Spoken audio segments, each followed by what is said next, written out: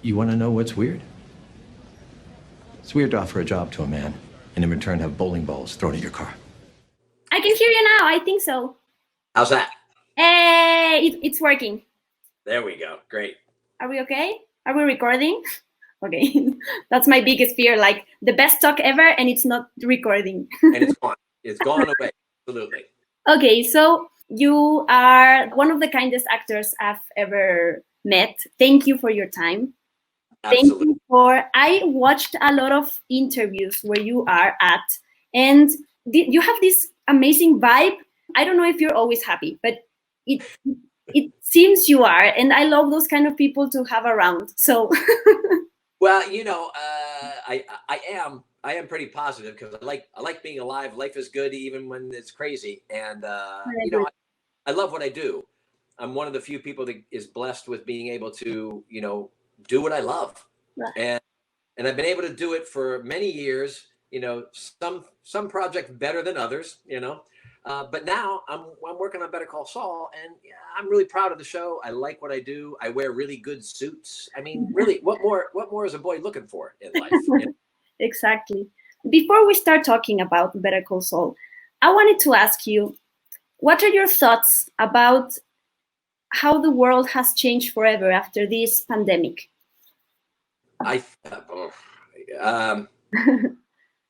Well, the positive things that hopefully will come out of this sort of thing is a little more self-reflection, how we treat one another, getting to know your neighbors again, realizing that there's something more important possibly than money and things, because your health is a priority, right? And this pandemic has shown that we are all equal when it comes to being vulnerable to something like this. And it doesn't matter how big your house is, how much money's in your bank account, or any of that stuff. And it's a great reminder, a great nudge by the universe to remind us we're all in this together, and we better pay attention in that respect. On a practical level, I live in Los Angeles. It's a big city, and I think we're going to be living with this a lot longer than I think any of us really are able to comprehend.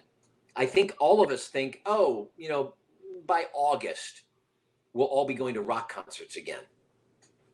I don't think that's happening. And I don't think it's happening for a while. I think it will happen, but probably not for like a year or so. And so that makes me sad because I love going to concerts. I love being close with people and screaming for music and seeing live theater. So I'm going to miss that quite a lot. So it's curious to see what's going to be on the other side. I think entertainment, or at least storytelling, is still wildly important because it's one of the best ways that we can communicate with one another. Whether you speak the language or not, I think stories have a way of opening your heart, of touching you, and for a moment, either taking you out of the situation that you're in that may be unbearable, or being able to illuminate it and give you hope and give you strength. So, I hope to continue to be a part of that process. I agree with you. And I think we always have to see like the good side of everything, to think positive. Otherwise, you're contributing to this in the world. And there's enough of that. I don't think we need any more negativity or hatred in the world at this particular time. Right. You have the privilege to work with a lot of actors and a lot of directors and producers. Instead of asking you, what have you learned from all of them, because it's a huge list, what have they learned from you? What do you think they will think about you if I ask them about Patrick? I think they would say, oh, he likes to talk. There's no doubt about that. I would like to think that they think that I bring some positive energy onto a set. Working conditions for being on set, it's fun and glamorous. It's fun. There's no doubt about it, but it's hard work and it's long hours. It's like 14, 16 hours, and it gets stressful for everybody involved. The reverse, though, what I've learned from working with some really great people, and that includes Angela Lansbury from Murder, She Wrote, and Bob Odenkirk and Richard Dreyfuss, and all these people who I met, what they showed me was how to be number one on the call sheet and be kind and be generous, and that you don't have to be an idiot in order to be successful. And that was a great lesson to learn, that you can actually be really successful and really talented and not be, a dick. Wow. And some people don't understand that. No, it's true. It's hard in any business, in any stripe. There are people who sort of let things go to their head, and let's face it, in the entertainment business, it's really easy to do that. Right. So hopefully I've learned good lessons from that, and I can pass those on to younger actors as well. So now I do want to talk about Better Call Saul. Sure. It amazes me how it keeps getting better. I'm so tense every time I watch an episode. It's like I don't want it to end, and then it ends, and it's like I have to wait another week. So it's amazing how good the dialogues and the story is. The creators and those guys. I by the way, I'm a fan as well. I watch the show on Monday nights when it airs. I'm amazed that when I come on the screen, I'm like, ooh, look, I'm on the show. I'm so excited. And then I also realized that there's an entire half of the show that I don't know about. Like I think I'm in this really nice lawyer show that has some emotional problems. And then all of a sudden, I see this show and I'm like, what are all these people doing in the desert? To your point, I also, when the show ends, I'm like, oh, I want more. I want more. And I think that's, my hat goes off to the writing. Our writing staff is so good. The men and women who are writers, and then Vince Gilligan and Peter Gould, who are our mentors and creators. I think much like Breaking Bad, everybody at the end of Breaking Bad, every episode would be like, oh, more. Wow. So, I mean, it's the writers. So, I'm thrilled that you feel that way, because I also feel that season 5 was our best. But I'm on the show, so I'm a little jaded. Or your opinion doesn't count. Yeah, I don't count. That's true. We follow your Instagram stories. We love them because it's like watching the show, and then we see the behind the scenes that you bring for us. And I wanted to ask you about that. Your character is not on every episode. I know your mom, because I heard that on an interview you made, that she's like, what? Are you going to do more things on the next episode? And you're like, this is Better Call Saul, not Better Call Howard, right? That's right. Are you on all the episodes on the behind the scenes? You were on the desert one. How was that for you? Like to see Bob, to see Jonathan? See Jonathan do all this stuff? I know. Yeah. They were so hot. That was episode 8, Bagman, directed by Vince Gilligan, and it was 108 degrees out in the desert. Wow! And they were there for 8-9 days in a row. Yeah, it was awful. And so I came out to support them because we're all in this together. But make no mistake, it's not like I was there for 4 or 5 days. I was there for like 4 hours, and then there. Oh yeah, it was hot. But we all support one another. We come out to each other's sets. Our show cast gets along really well, and we're good friends with one another. And you're in Albuquerque, and somebody's working. You want to go see them. You want to go say hi, and it always helps when you are on set and your friends come and visit. Because when your friends come and visit, it just gives you a little boost. So we're big. We're fans of each other's work, and we want to know what's going on. So it's. And actually, in the desert one, I don't know if you knew. You followed Instagram, so you must know. I got my dogs out in the desert. There was a dog that kept coming out and would sit underneath the trailers in the shade, And this is like the middle of nowhere. And so Bob said, we need to rescue this dog. So we checked to see the few houses that were around to see if anybody owned the dog. And somebody said, oh, yeah, you can take that dog. We don't want that dog. The reason was because the dog was pregnant.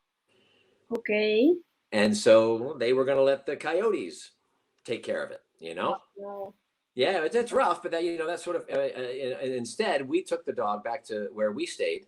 And so Bob and Ray and me took care of the dog. She gave birth to 8 puppies. And I ended up taking the mother and the 8th puppy home to Los Angeles for my little girls. So they're out back right now, as a matter of fact. And do you name that dog after a character from Better Call Saul or not? No, I was going to give them some really cool names, but I have 7 and 9-year-old daughters. They named the dogs. They said the dog's lucky because we're lucky that we found her. Sweet. And then Star, just because they like Star. Yeah, I understand that part. Like, you got some dogs. no, it's from dogs from the neighbors. It's like the worst time for them to start barking. It's fine. Okay. They heard me talking about dogs. Exactly, maybe. I wanted to ask you about this amazing scene when Bob is yelling at you and he says, "You're a tiny man." He says all these awful things and amazing things, and like, it's not Jimmy, it's Saul now. And how did you get that? Were you like scared? Were you laughing? Were you like closing your eyes when the camera was not looking at you? How did you like portray that? Well, that was a really intense scene. Mm-hmm. And when script and you're reading it, you know that it's going to be kind of intense, right? But it's not until you're there on the set where all of a sudden you're like, oh, this is a big deal. Melissa Bernstein, who is one of our executive producers, directed that episode as well. And we got to that scene. It was the end of the day, and so people are tired.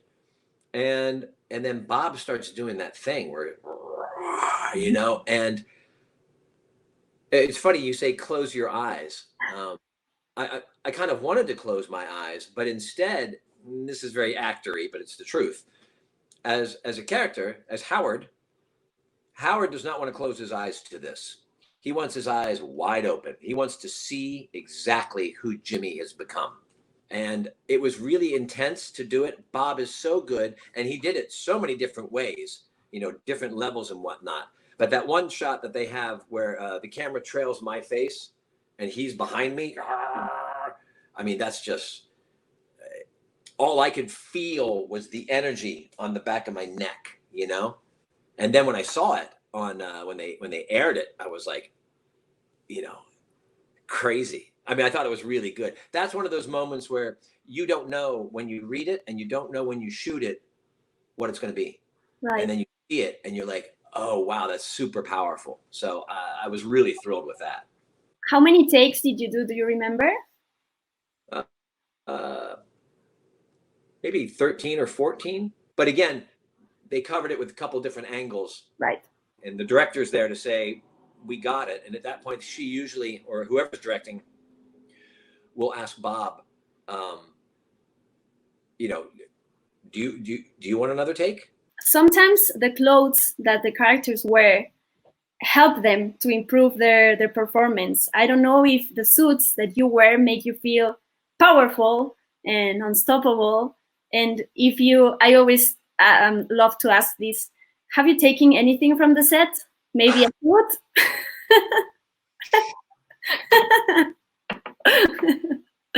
I'll keep it. I'm not taking anything. Those suits are by our beautiful wardrobe designer, Jennifer Bryan, and they are made by a great Italian designer down in downtown Los Angeles, and they feel fantastic. They're beautiful. As a matter of fact, I think I've said this before, but I think it's true. I think the suits cost more than this guy does. That's what I think. But they're wonderful suits, and they do help the character, without a doubt. I mean, Howard Hamlin walks into any scene, and he knows he has the best suit of anybody in the room, and that's power. Yeah. I mean, that's his power. He walks in, and he's like, my suit costs more than your car. Have you read anything from last season? Who dies? Who dies?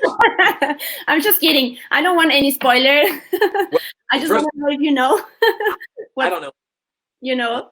I don't know anything, and I don't know if they know anything because they're writing it right now. The writers' room is convened, and they're working on it, and we're hoping that we'll be able to go back into production before the end of the year. Right. And we're hoping we'll have it out by next year. I mean, obviously, all that is sort of on hold. We'll have to wait and see. But no, I don't know what's going on. I don't know what's going on week to week. So as soon as I get a script first thing I do is make sure that I'm not dead. Yeah. Okay. What? But to your point about being dead and stuff like that, just because I and Kim Wexler and Nacho aren't filmed in Breaking Bad doesn't mean that we're not alive. Exactly. And I don't know what they're going to do, but in theory, they could actually film scenes that take place during Breaking Bad. That, I mean, somebody mentioned you never saw Saul Goodman go home. You never saw him go home in Breaking Bad. But what if he goes home and Kim's there? I don't know. Wow. I haven't thought about that. That's amazing. Cool theories. So, yeah, and also, these writers always surprise me. Anytime I think I know what's going on, I totally don't. And then I read the script and I'm like, oh, that's amazing. I had no idea. Right. And now that you finished filming that season and you're waiting for the other one, how hard or how easy or how something is it for you to rest from your character, from the stories, and like, I don't know, to be with your family? Maybe sometimes you say something or you act like Howard. Well, I think there's probably a little bit of Howard in me all the time, or the other way around, right? But for the most part, when you go to work, you go to work, and I call it my acting suit. I go to work and I get to see all these people. They put me in these great locations. They put me in this great suit. They give me these great lines to say. And that's the business of being an actor, right? That's the fun thing. You go and you allow yourself to be in there and do that thing. And then when you're not, you're not. I mean, the fact of the matter is, this is what I'm wearing, this is Howard Hamlin, Oh. You know what I'm saying? Comfort is the best thing in life, to be comfortable. It is, but it's certainly not very Howard Hamlin, I can tell you that. And when I say I've worn a version of this every day for the last 6 weeks, believe me. I do. After all the things that you've learned from Vince Gilligan and from Peter Gould and from your fellow actors, could you direct an episode from Better Call Saul? Oh, could I direct? Oh, I'd like to think I could, but I think every actor likes to think they could. Directing is not just a matter. I think I could direct a play. Okay. Wonderful. I think I could do live theater much, much better. When it comes to camera angles and close-ups and mediums, I think I have a fairly okay idea of what's going on. And that's having been in the business for 27 years. I have a fairly okay idea of what's going on, because the reality is, and this is the truth, I like being in front of the camera. So I don't even pay attention to what they're doing over there a lot of the time. And so when I see the final product and I'm like, oh, I would never think of covering the scene like that, because they're thinking of the whole scene, not just of me. You know what I mean? And I think if you're going to be a good director, you need to have a passion for wanting to direct. And as of up until this point, my passion has always been to act. My passion has been to be the storyteller like that, not from the camera lens. But if you telling me that Vince called you and wants me to do it, then please tell him yes, I would love to. Okay. I wanted to ask you about that. I know you were not a Breaking Bad watcher before getting the part of Howard. Right. And then you became a fan, I guess. Yes. How do you make a guy like Vince Gilligan or Peter Gould to love you and give you a part on that show? What did you do? Wow. Well, I'll tell you, my answer is this, because it's the truth. Like I've gotten every other job in my career, I got the sides a couple days beforehand. I worked on them to the best of my ability. I put on the appropriate clothing. I got a good night's rest. I showed up early, and I listened to the casting director when we did the audition, and that would be Sherry Thomas and Shannon Bialy. And so I sat there and I did the words, and they gave me some direction, and I did them again, and they had me on tape. And then Vince and Peter saw my tape, and then they called me back, and it went from there. But the basic idea that I've said again and again and again, and I think this is applicable for all actors, is that your job is to show up and for those 5 minutes, show the people across the table that you know how to act, because they're looking for an answer to a question that they have. And the question they have is, who is Howard Hamlin in this case. And for all the times that I've walked in the room and I've been a good actor and I've done everything right and I haven't gotten the job, I haven't gotten the job because I wasn't the answer for that particular question. On this day, when they were asking who's Howard Hamlin, when I walked in, it turns out I was 80% there, right? And then I get the job. So I'm so grateful that Vincent Peter picked my tape, but there was lots of tapes to be picked from.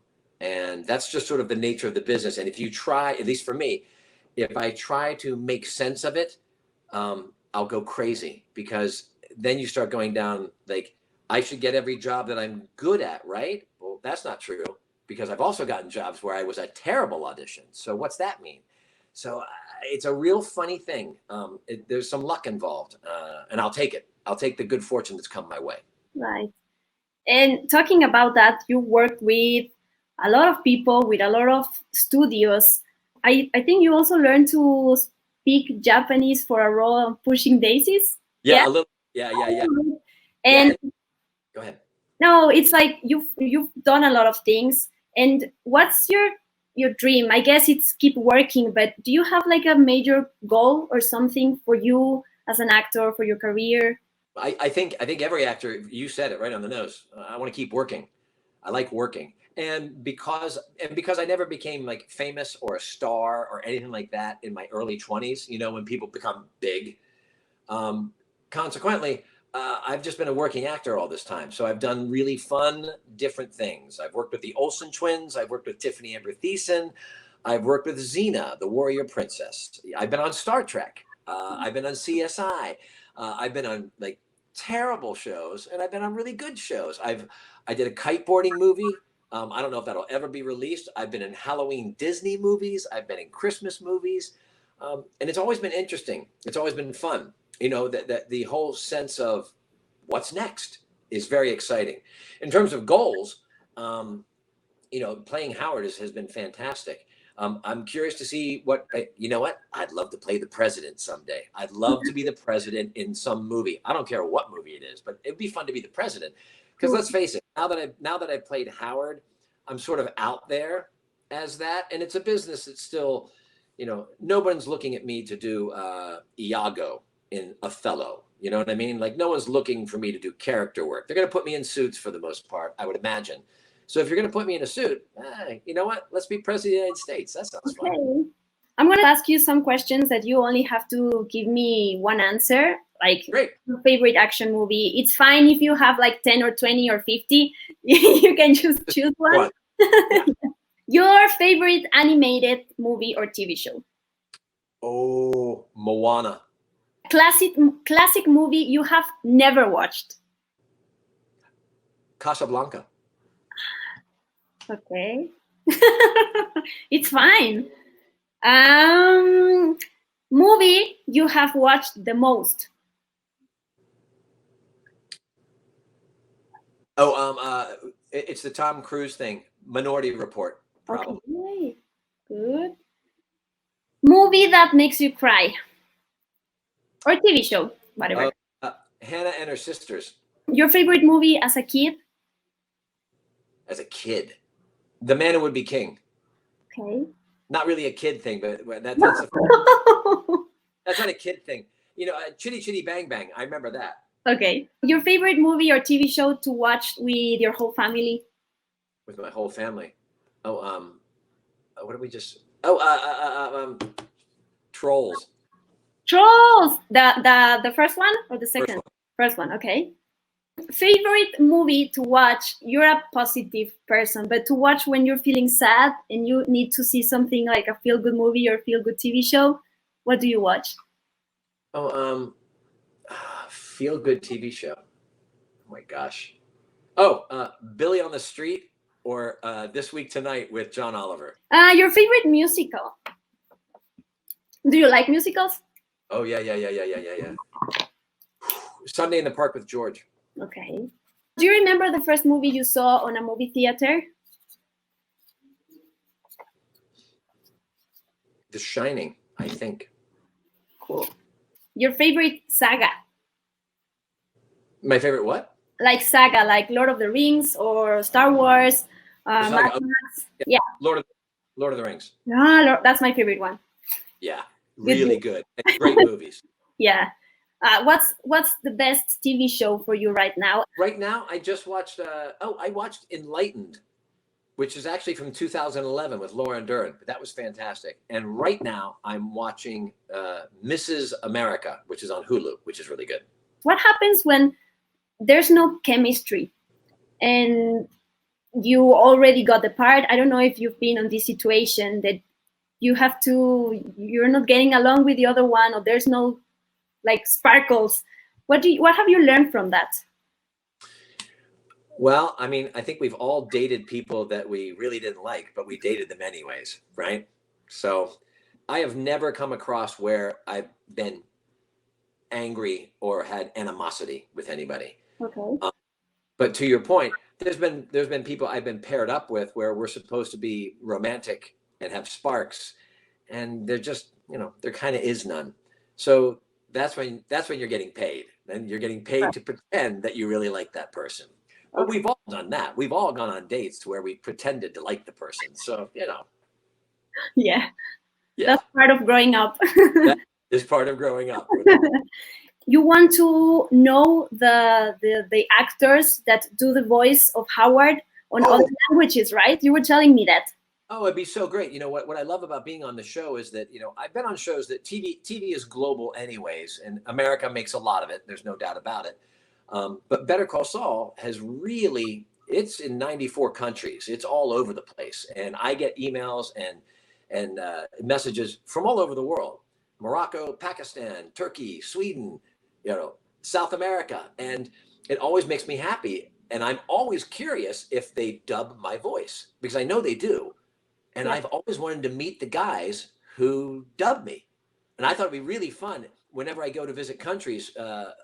I would love to be able to seek out who that person is so I could get some pictures with them, because I think it'd be really interesting to see, unless, of course, they're all much younger and more handsome, in which case I don't want to see them, How do you see the Mexican industry, talking about entertainment?